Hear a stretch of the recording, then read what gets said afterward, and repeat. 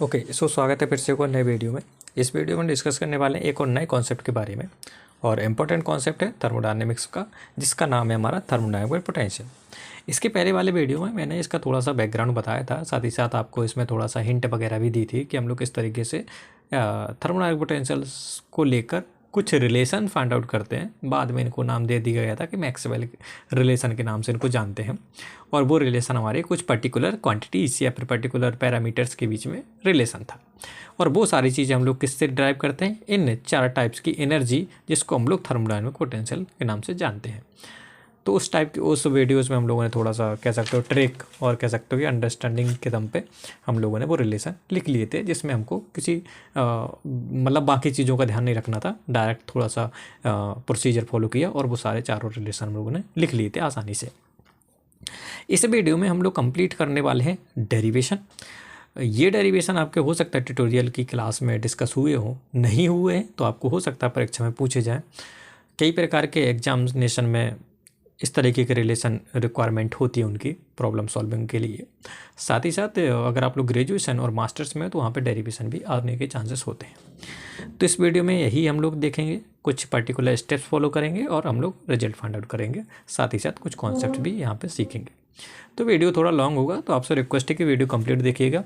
I promise कि आपको ये कॉन्सेप्ट्स है बहुत ही यूजफुल होने वाले हैं और साथ ही साथ अंडरस्टैंडिंग भी डेवलप होगी। ओके सो नाउ बात करते हैं थर्मोडायनेमिक पोटेंशियल के। तो पोटेंशियल, जैसे कि आपको पता है कि पोटेंशियल जो होता है रिलेटेड टू एनर्जी, तो यहाँ पर हम लोगों ने थर्मोडायनेमिक्स में 4 टाइप्स की एनर्जी पढ़ी है। पहली टाइप की एनर्जी होती है इंटरनल एनर्जी। जब हम लोग के इंटरनल एनर्जी के बाद थोड़ा और आगे बढ़ते हैं तो हम लोग किसके बारे में पढ़ते हैं, हेल्महोल्ट्ज़ और फ्री एनर्जी के बारे में। देन हम लोग एंथैल्पी और उसके बाद गिब्स फ्री एनर्जी। इन 4 टाइप्स की एनर्जी के बीच में हमारी थर्मोडायनेमिक्स घूमती रहती है। सो इस प्रकार की जो हमारी एनर्जीज हैं, इन्हीं को हम लोग बोल देते हैं थर्मोडायनेमिक्स पोटेंशियल या थर्मोडायनेमिक पोटेंशियल। ओके, जिस प्रकार हम लोग अदर्स ब्रांचेज में, फिजिक्स के अदर ब्रांचेज में एनर्जीज के बारे में पढ़ते हैं, वही हमारी यहाँ पर भी हम लोग थर्मोडायनेमिक्स के अंदर भी डिफरेंट टाइप की एनर्जी के बारे में डिस्कस करते हैं। इनका नाम दे दिया गया थर्मोडायनेमिक पोटेंशियल। ओके, सो यहाँ पे 4 टाइप्स के जैसे कि आप लोग नाम देख सकते हो, और यहाँ पे कुछ नोटेशंस है जहाँ पे आप लोग डिफरेंट टाइप्स की बुक्स में नोटेशन देख सकते हो। कभी इंटरनल एनर्जी को यू या फिर ई से, कभी एफ या फिर ए से, एच और जी से रिप्रेजेंट करते हैं वहाँ पे। So before going to drive, मेरे को आपसे एक कह सकते हो मैथमेटिकल कॉन्सेप्ट के बारे में थोड़ा डिस्कस करना है। वो कैसे करना है देख लेते हैं थोड़ा सा। मान के चलो आपका कोई फंक्शन है, जैसे कि आप लोगों ने फिजिक्स में, मैथमेटिकल फिजिक्स में भी ये चीज़ें देखी होंगी, कॉम्प्लेक्स वेरिएबल में या फिर ओडीए में देखा होगा कि अगर कोई फंक्शन एग्जिट है हमारा तो उसके लिए कंडीशन क्या होती है।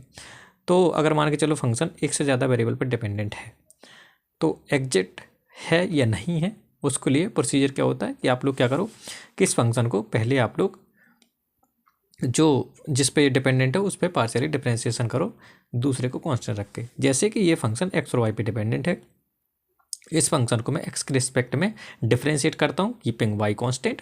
इसी प्रकार इस फंक्शन को मैं वाई के रिस्पेक्ट में डिफरेंशिएट करता कीपिंग एक्स कांस्टेंट, और इस प्रकार के डिफरेंशिएशन को बोलते हैं पार्शियल डिफरेंशिएशन। ठीक है, नाउ अब हमको करना क्या है, यहाँ पर हम लोग एफ को एक्स के रिस्पेक्ट में कर चुके थे, अब दूसरे वेरिएबल के रिस्पेक्ट में इसको पार्शियल डिफरेंशिएशन फिर से करना है, तो इसको फिर से किया। इसी प्रकार इसमें भी रूल लगेगा कि वाई के साथ कर चुके थे, अब एक्स के साथ कीजिए।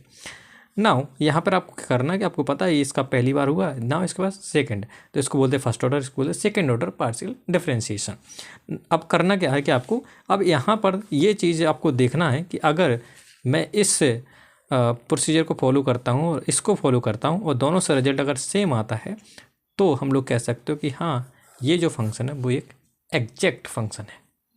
ठीक है, यहाँ पर आप लोग देख सकते हो कि अगर ये क्वांटिटी हमारी मिलती है विथ दिस फंक्शन, तो कह सकते हो कि फंक्शन कैसा एग्जैक्ट है।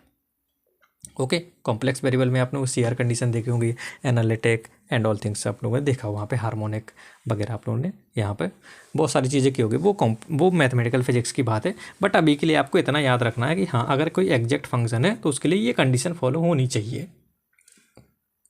Got it? अब देख लीजिएगा। सो बात करते हैं पहले टाइप के थर्मोडायनेमिक पोटेंशियल की, और उससे रिलेटेड हम लोग एक रिलेशन सेटअप करेंगे बिटवीन द 4 क्वांटिटीज़, जिसको हम लोग बोलते हैं प्रेशर, वॉल्यूम, टेम्परेचर और एंट्रोपी। सो अभी तक आप लोगों ने थर्मोडायनेमिक्स में 2 टाइप के आई थिंक लॉस तो पढ़े ही होंगे। वैसे होते तो 4 टाइप्स के, 0, first, second and third, but अभी के लिए रिक्वायरमेंट है आपकी 2 टाइप्स के, जिसको नाम हम लोग फर्स्ट लॉ ऑफ थर्मोडायनेमिक्स या फिर सेकंड लॉ ऑफ थर्मोडायनेमिक्स के नाम से भी जानते हैं। जो फर्स्ट लॉ हमारा ऑब्वियसली एनर्जी कंजर्वेशन है, तो हम लोग वहाँ पे लिखते थे कि अगर किसी सिस्टम के अंदर हम लोग हीट सप्लाई करते हैं तो वो हीट इंटरनल एनर्जी और साथ ही साथ वर्क में कंज्यूम हो जाती है।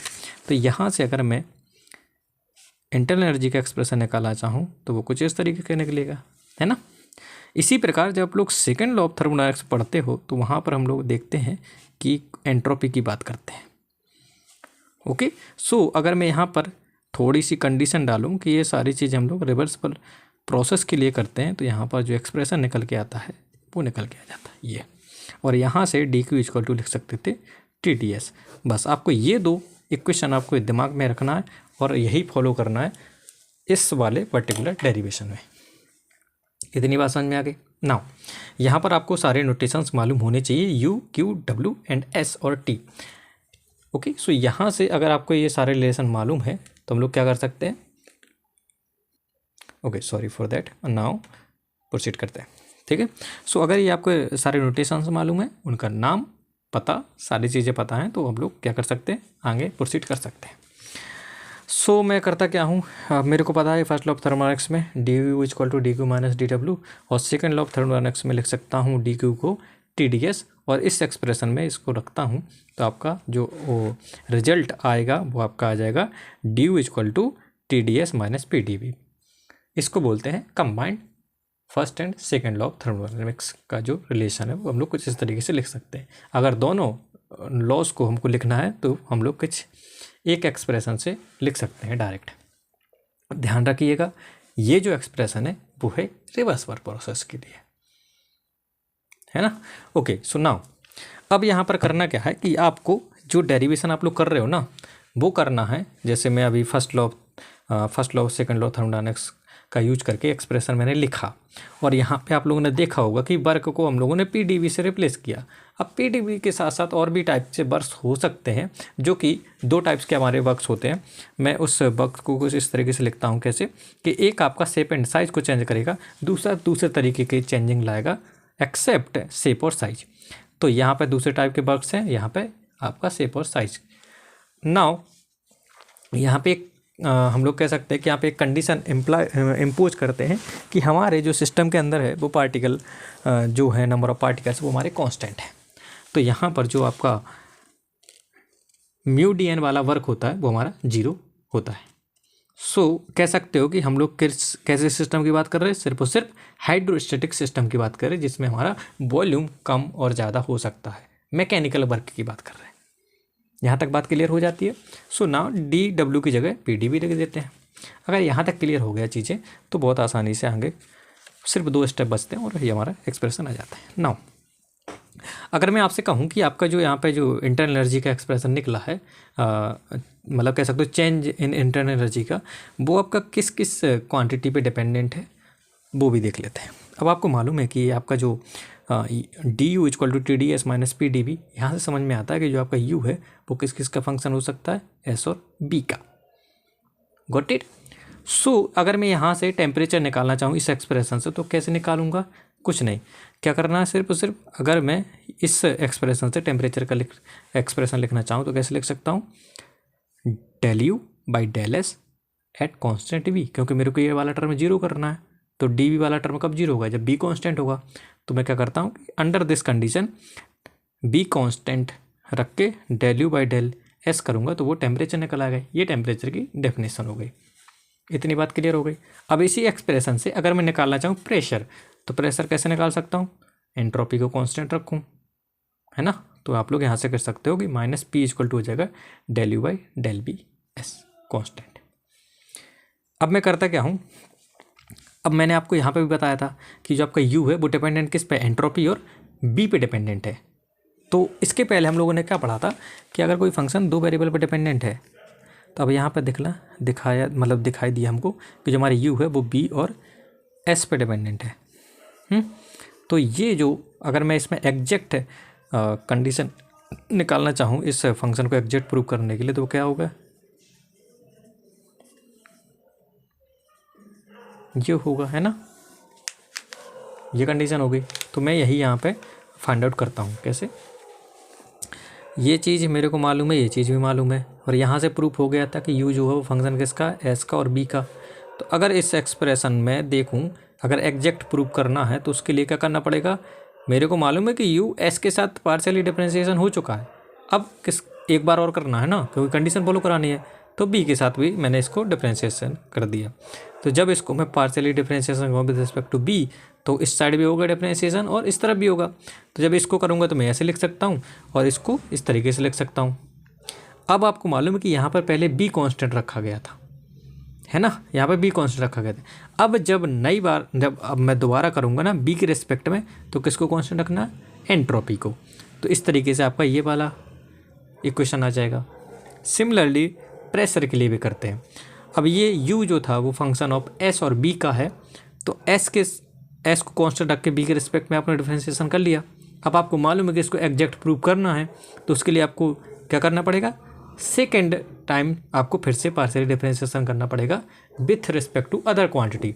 अब u हमारा s और b का फंक्शन था, u डिफरेंशिएशन हो चुका है b के साथ, अब किसके साथ होगा, s के साथ, कीपिंग b कांस्टेंट। ठीक है, तो आपका ये और ये आपका इस तरीके से आपके दो इक्वेशन मिल जाएंगे। आपको मालूम है कि LH मतलब आपको मालूम क्या है कि हमारे जितने टाइप की जो एनर्जीज हैं वो सारी एग्जैक्ट डिफरेंशियल फंक्शन होती हैं। तो अगर वो डिफरेंशियल फंक्शंस होती हैं तो हम लोग कह सकते हो कि ये quantity equal to this quantity. तो अगर LHS हमारे साइड के बराबर हैं तो RHS भी बराबर होने चाहिए। और अगर यहाँ तक आपको समझ में आ जाती चीज़ें, तो यही जो रिलेशन निकल के आता है हमारा, वो हमारा क्या निकल के आता है, फर्स्ट मैक्सवेल रिलेशन। ठीक है, तो आप लोग इस चीज़ को ऐसे भी लिख सकते हो या फिर माइनस साइन को लेफ्ट साइड भी रख सकते हो, depends on you. Got it. So इस तरीके से हम लोग फर्स्ट मैक्सवेल रिलेशन को आसानी से ड्राइव कर लेते हैं। आई थिंक यहाँ तक चीज़ें क्लियर होनी चाहिए। मैं फिर से रिकैप कर देता हूँ विद इन 2 मिनट। करना क्या है, first law and second law का कंबाइन फॉर्म में आपको लिख लेना है, और ये सारी चीज़ें हो रही हैं, ध्यान रखिएगा, रिवर्सिबल प्रोसेस के लिए, साथ ही साथ मैकेनिकल वर्क जिसमें हम लोग हाइड्रोस्टैटिक सिस्टम की बात कर रहे हैं, जिसमें सिर्फ और सिर्फ शेप और साइज का चेंज आ रहा है, नंबर ऑफ पार्टिकल्स को कांस्टेंट रखे, there is no exchange of the molecules. तो इसलिए म्यू डी एन वाला वर्क हमारा क्या हो जाएगा, 0 हो जाएगा। तो हमारा फाइनली जो ड्यू का एक्सप्रेशन आ जाएगा वो आ जाएगा TdS माइनस PdB। और यहाँ से समझ में आ रहा है, इस रिलेशन से समझ में आ रहा है, या फिर कह सकते हो इस इक्वेशन से समझ में आ रहा है कि जो u है वो s और b का फंक्शन होगा। और आपको मालूम है जब फंक्शन एक से ज़्यादा वेरिएबल पर डिपेंडेंट होता है तो उसको अगर एग्जैक्ट प्रूव करना है तो उसके लिए आपको कुछ टर्मोलॉजी या फिर कह सकते हो कुछ रिलेशन आपको सेटिस्फाई कराने होते हैं। तो करना क्या है, कुछ नहीं, यहाँ से मालूम है कि u s और b पे डिपेंडेंट है, तो यहाँ से अगर मैं टेम्परेचर और प्रेशर निकालना चाहूँ तो वैसे निकाल सकता हूँ, है ना। अब आपको करना क्या है कि एक बार ये अब आपको पता है कि फर्स्ट ऑर्डर वाला डिफरेंशिएशन रिलेशन आपको मिल चुका है। अब एग्जैक्ट प्रूव करने के लिए आपको सेकंड ऑर्डर वाला करना पड़ेगा। तो सेकंड ऑर्डर करने के लिए क्या करना पड़ेगा, फर्स्ट के साथ हो गया, सेकंड के साथ करना पड़ेगा। Similarly for here. अब हमको मालूम है कि जितने टाइप के आप लोगों ने पोटेंशियल डिफाइन किए हैं वो सारे एग्जैक्ट होते हैं। तो LHS साइड वाले अगर बराबर हैं तो RHS वाले भी बराबर होंगे, और यही RHS के जो इक्वल निकलते हैं टर्म्स, वही हमारा एक रिलेशन सेटअप करता है जिसको हम लोग बोलते हैं फर्स्ट मैक्सवेल रिलेशन। ठीक है, तो ये हमारा पहला टाइप का मैक्सवेल रिलेशन ड्राइव हो जाता है। वीडियो जो लॉन्ग ना हो इसलिए मैं सेकंड पार्ट में इसको सेकंड मैक्सवेल रिलेशन को सेटअप करने के ट्राई करूँगा और वहाँ पे कुछ कॉन्सेप्ट्स भी डिस्कस करूँगा। तो अगर ये वीडियो आप लोग कंप्लीट देखिए तो सेकंड भी देखिएगा, वहाँ पर हम लोग सेकंड मैक्सवेल रिलेशन को बहुत अच्छे से समझेंगे, सारे कॉन्सेप्ट क्लियर होंगे, रट्टा मारने की नीड है नहीं। तो मिलते हैं दूसरे वीडियो में।